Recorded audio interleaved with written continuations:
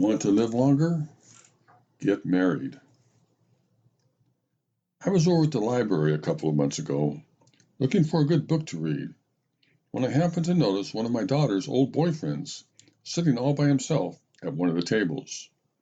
He was surrounded by books, magazines, and newspaper articles, and appeared to be doing some kind of research work.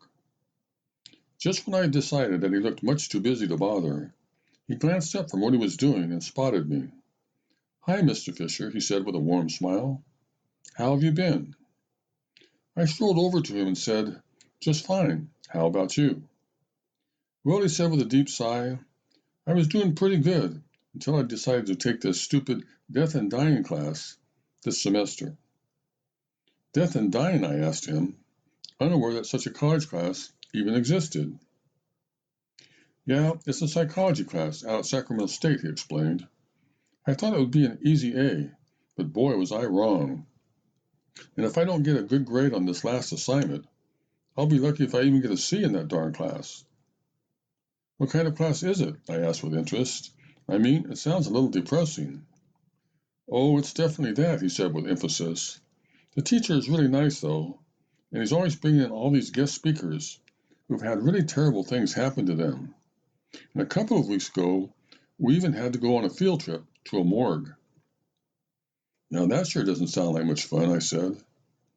"Well, at least they kept the sheets on the bodies." "Anyway," I said, hoping to change the subject, "what kind of report are you working on here?" "It's a research paper about how women outlive men by about 8 years on average," he said. "My assignment is to try to figure out why." "I didn't know that women live that much longer than men," I said with surprise. "Are you sure? 8 years sounds like a pretty high number." "Oh no," he assured me, "it's definitely 8 years. And for every man who lives to be 70, 2 women do it." "Really?" "And according to everything I've been reading," he continued, "there's not a whole lot that men can do about it either.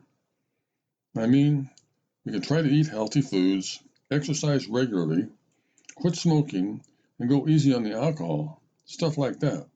But that's about it, except for one other thing." "And what's that?" I asked with interest. "Well," he said with obvious reluctance, "we can get married." "Really? Is that right?" "I'm afraid so," he said, obviously less than thrilled. "Just listen to some of this stuff."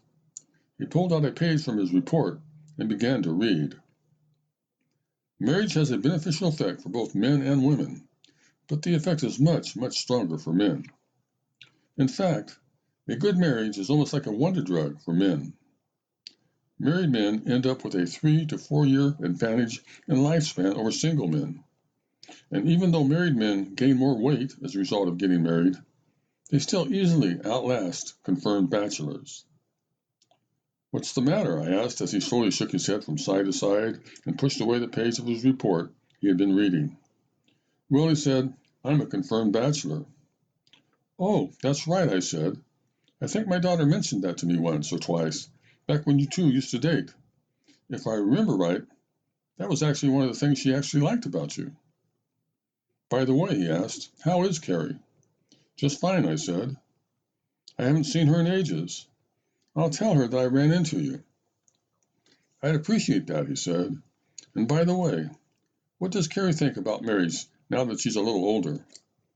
"Well," I said, "I'm afraid nothing has really changed. The last I heard, she still thinks getting married is something that no woman in her right mind would do." He shook his head again and said, "You know, it's just not fair." "What's not fair?" I asked. "Well," he said, "your daughter and I think the exact same way when it comes to marriage. But if you add up the 8 extra years that she gets for just being a woman, and the 4 years I'm going to lose by staying single, and she's going to end up living 12 years longer than I do."